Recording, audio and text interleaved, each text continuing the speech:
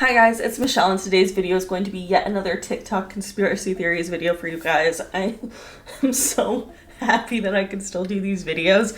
I literally downloaded so many different conspiracy TikToks prior to the ban or possible ban because I wanted to make sure I would be able to do at least one last TikTok video. Although I never thought TikTok was going away, and yes, we'll talk about that, but let's just get into it. All right, the first theory that I want to talk about that I have seen going viral on TikTok is the burnt toast theory. I have always thought that this theory is super interesting and honestly like kind of feels like bittersweet in a way, but it's essentially the idea that everything happens for a reason. Like if you're getting ready in the morning and you're running late because you burned your toast, then it prevented you from getting in a car accident or like something terrible happening, basically. It means the universe is putting you exactly where you're supposed to be. The reason I think that this is so true is because of 9/11. No. Well, you don't want to hear about 9/11. I think the events that happened on 9/11 have the most conspiracy theories surrounding them probably ever. But I do think that it's interesting how many people narrowly missed being in the World Trade Center or on the planes that day. I honestly think about this all the time because I feel like, well, I don't know, if you're from New York, like I was born there, so I feel like everyone has a story of someone who narrowly missed being at the World Trade Center on September 11th. Like that's just such a common trope, but even in celebrities, it's also common. Seth MacFarlane, the creator of Family Guy, he missed his plane that was one of the planes that crashed into the Twin Towers. And basically the reason that he missed this flight is because his assistant actually made an error in his itinerary that like changed the flight to be 15 minutes or 20 minutes later than it actually was. So he was already running late. And then Seth was also hungover. So he ran late to the airport and completely missed the flight. He booked the next possible flight. He went to like the lounge and went to sleep. And when he woke up, he realized everyone obviously was in a mass hysteria. And it was because the plane that he was supposed to go on crashed into the World Trade Center.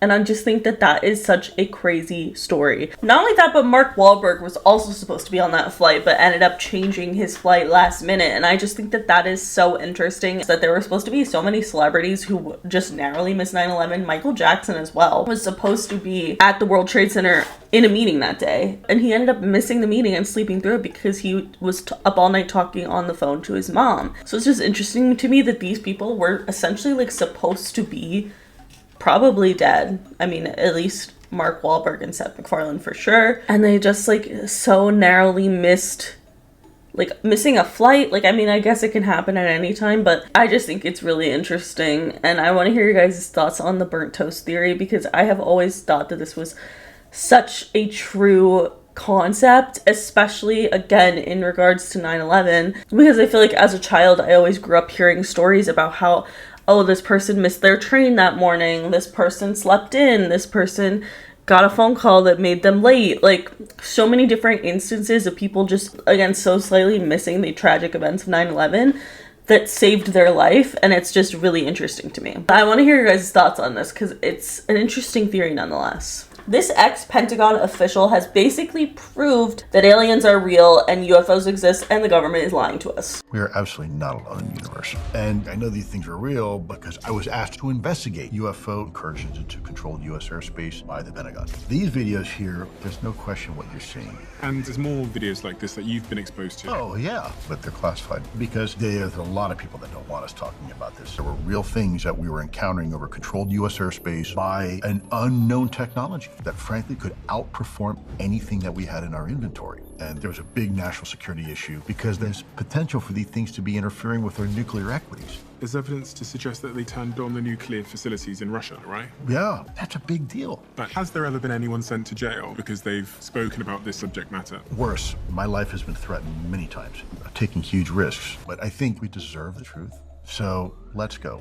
People say that they were abducted by aliens. Do you believe any of those reports? I can tell you that we definitely have people that are now on U.S. government medical disability because they were involved in a UFO encounter. And then one of the rumors is that at Area 51, they've found UFO materials. I cannot comment what Area 51 might or might not have. All I can say is that the government is in possession of material that doesn't look like it's made by us. Has there ever been anyone sent to jail because they've spoken about this subject matter? Worse. And that story has yet to be told. Yes, there are people who have had faced extreme disciplinary actions and potentially worse. The death penalty? I'm not going to elaborate right now because there's some things happening to try to. This is why Congress is working hard for whistleblower protections, because we want people to feel safe to come out and have a conversation. And right now they don't feel overly safe. They've seen some of the tactics and techniques that were applied to try to keep people quiet in the past. Let me say this in general terms. People say, oh, well, the government would never kill anybody to protect a secret. Try going to Area 51 and look at the signs on that chain link fence where it says lethal force authorized.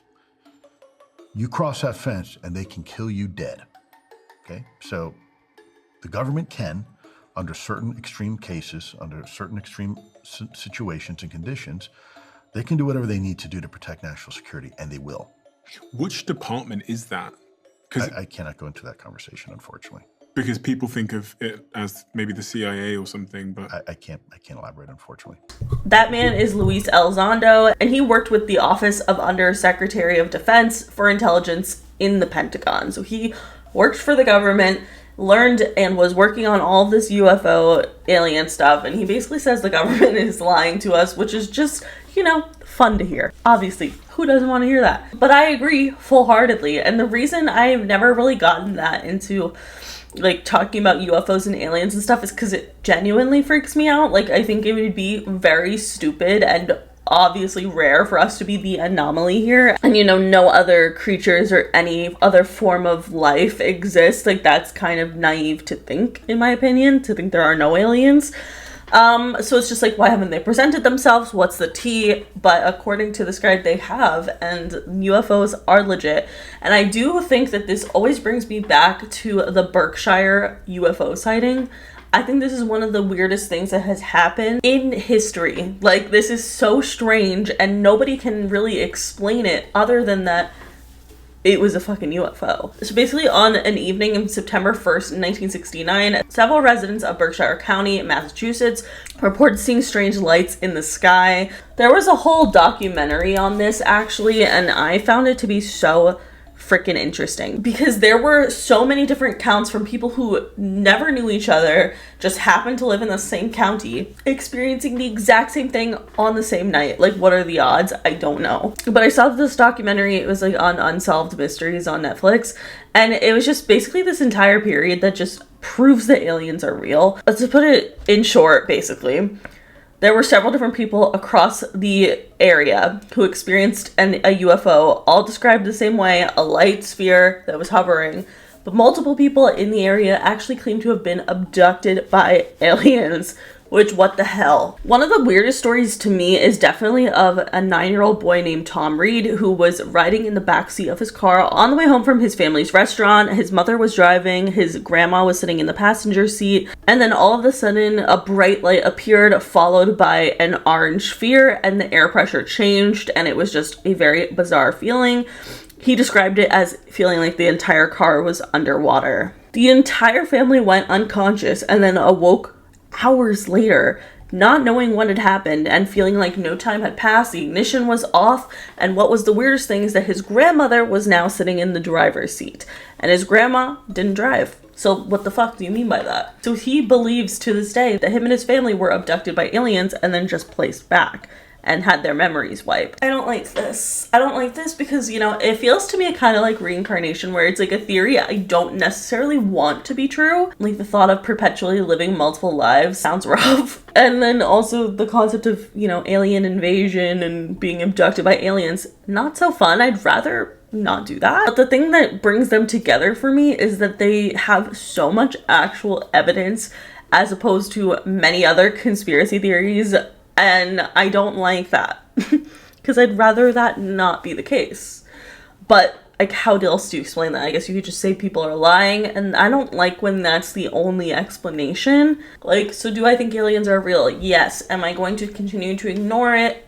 Yeah. All right, the next theory I want to talk about is the dead internet theory. So this is a theory I saw the Jumpers Jump Boys talk about, and I thought it was pretty interesting. The dead internet theory? So how the internet died in 2016, and now everything you see on the internet is AI generated, like generated comments, generated videos, generated pictures, right? So there's a guy named Destiny. He goes on stream, and he was like his schizo arc, because he was going so crazy once he started going on Facebook and searching up these people, right? Yeah. He goes on like random people's accounts and saying, he's like, yo, this person has a picture of himself, but that's actually not him. That's an AI generated picture of some other person. And it's true because it is an AI, because when you search it up, it doesn't go into any, like when you reverse Google search it, that's actually not a person. Damn. But you see that person on other people's pictures. It's weird. So you're saying there's a set amount of people, and then after 2016, everything is now AI'd.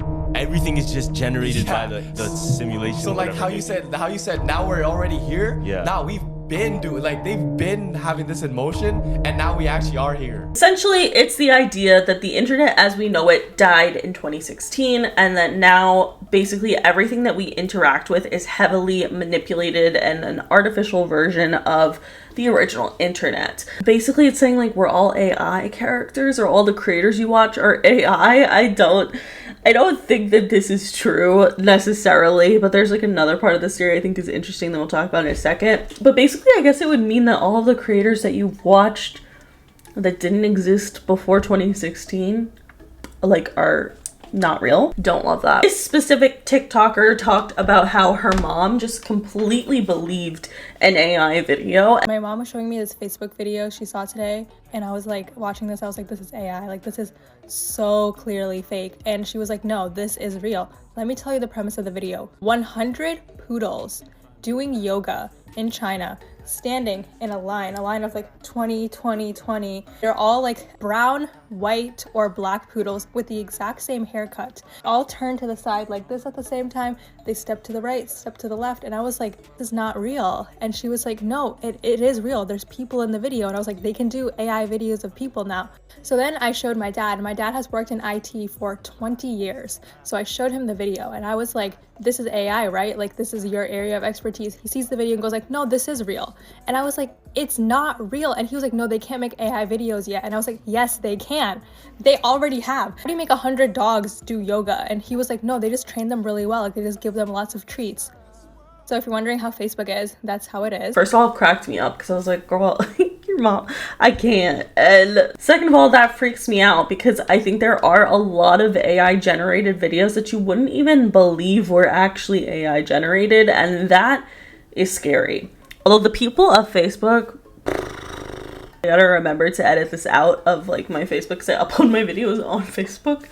But damn, they believe anything. Like, if they actually believe anything, it's kind of insane. It's actually pretty nuts. I've been testing the waters with that a little bit, and they'll believe anything. So trust me, it's definitely an issue here. I mean, I don't think that everything you see is AI generated, don't get me wrong, especially because I feel like a lot of us can tell the difference when things are AI generated, but I do think that AI is definitely getting a little too good for comfort. And I don't love that. I don't. The next theory that's going viral on TikTok right now, I 100% believe and hope is true, and it is about Ronan Farrow. So Ronan Farrow is Mia Farrow and Woody Allen's son, but there is a conspiracy theory that Ronan Farrow is actually fathered by Frank Sinatra. So Mia Farrow and Frank Sinatra were actually married in the 1960s, although they divorced in 1968. People speculate, because Frank and Mia remained really good friends, people speculate that they were actually still romantically involved with each other after she started dating Woody Allen. And apparently when Woody Allen and Mia's relationship went sideways, Frank Sinatra was the one who was there for her to help her pick up the pieces. All right, for one, let's just get the obvious out of the way. Why do they look exactly alike? They look so much alike. Like, he looks more like Frank Sinatra than I look like my own dad. Like, that's insane. I just think that the resemblance is pretty uncanny in my opinion, but, you know, if you don't want to go just based on that, let's talk about how the family has been making jokes about this for years. So Ronan himself has made several jokes about how he is possibly fathered by Frank Sinatra. And also Mia Farrow said in a Vanity Fair interview in 2013 that it's possible that Frank Sinatra is Ronan's father. I think that this is a very interesting theory, and I would 1000% believe it if it weren't for the fact that a DNA test just hasn't been done. Although maybe it has and he just didn't feel like saying anything. But the thing is, Ronan and Woody Allen do not speak to each other because Woody Allen's a creep. So Mia Farrow adopted Soon-Yi, and, you know, this was with her previous marriage. Then she started dating Woody Allen. But what's weird is then Woody Allen started dating Soon-Yi and is married and has been married ever since. So that's interesting. Don't like that, very creepy. And then Dylan Farrow, who is actually Mia Farrow and Woody Allen's like adoptive daughter together, also allegedly was abused by Woody Allen. So Woody Allen's just a creep. He doesn't talk to his children except for Soon-Yi, his wife, and also their children together. That's so weird. Their children are kind of like siblings with their mom at the same time as... That's strange. Like, I just think if it were me and Woody Allen was my father and I was like disassociated from him, estranged and all that shit because he's gross, like, and I found out that there was a possibility that Frank Sinatra was my real father, you don't think I'd be taking that DNA test so fast your head would spin? Absolutely. So that's the part that confuses me, because I just feel like he would have taken a DNA test if he thought Frank Sinatra was his possible father. But maybe he has and just doesn't choose to share it publicly, which could totally be a possibility. I don't know. I just think the way that these two look so much alike is pretty insane, and I would say definitely not just a coincidence. All right, let's talk about the TikTok ban. I cannot deal with the fact this even happened. This was so stupid and just dumb. So, okay. So there's a lot of conspiracy theories surrounding the TikTok ban in general, and I think one that I really want to talk about is the fact that I knew exactly what was going to happen, and I wish I had said it publicly.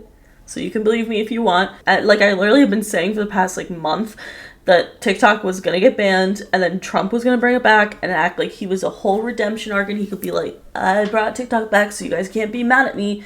And it was gonna like win over some of stupid people, and that's what happened. Like, there are literally people who, like, I see people post like being like, me wearing a MAGA hat because Trump like saved TikTok. Like, it's not he just like I genuinely think any president probably would have tried to overturn this ban. And also, you cannot forget the fact that Donald Trump is actually the one who brought up the idea of banning TikTok in the first place. But nonetheless, it's like, that didn't surprise me at all. And the reason is because, first of all, he likes getting brownie points, and he likes taking responsibility for things he didn't actually do, except for when they're bad. But anyway, it's not surprising to me that that is what occurred. It went down exactly how I expected it to, because I knew, I was like, TikTok's not going to go anywhere, but Trump is definitely going to try to take responsibility for it. So it's annoying. There have been a lot of theories going on about TikTok and like how it came back so fast. Was this all a publicity stunt? I mean, personally, I think they're kind of like, the way that they were like thanking Trump was weird, but like, I also think they were trying to suck his ass because they didn't want to lose this platform to Americans, which are like a large part of their audience and a large part of the way that they make money. So yeah, like, it makes sense to me that they were sucking his ass. But like, I also think a lot of people believe that TikTok was sold to Meta. I don't think that this is true. And the reason I'll say this is because a lot of people are saying, it says on Facebook to link your TikTok. And I'm like, it's been saying that for literally ever.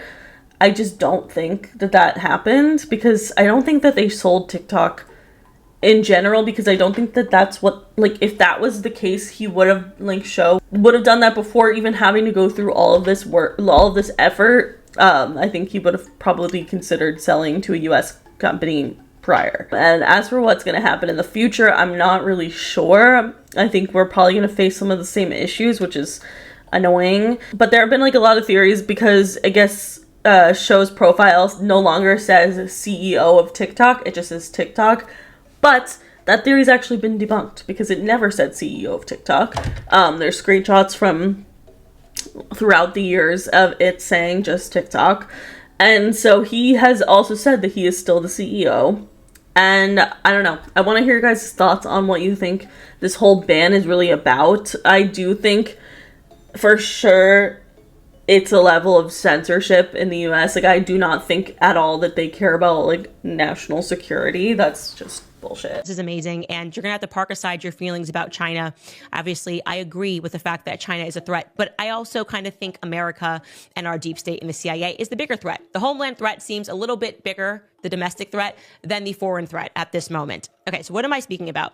So there is, let me just show you this headline on NBC. Chinese TikTok alternative Red Note tops app charts ahead of potential TikTok ban. Okay, so just to be clear, the #1 most downloaded app right now in the App Store is Red Note. Red Note. It's in Mandarin. They can't even read it, and they're all downloading it.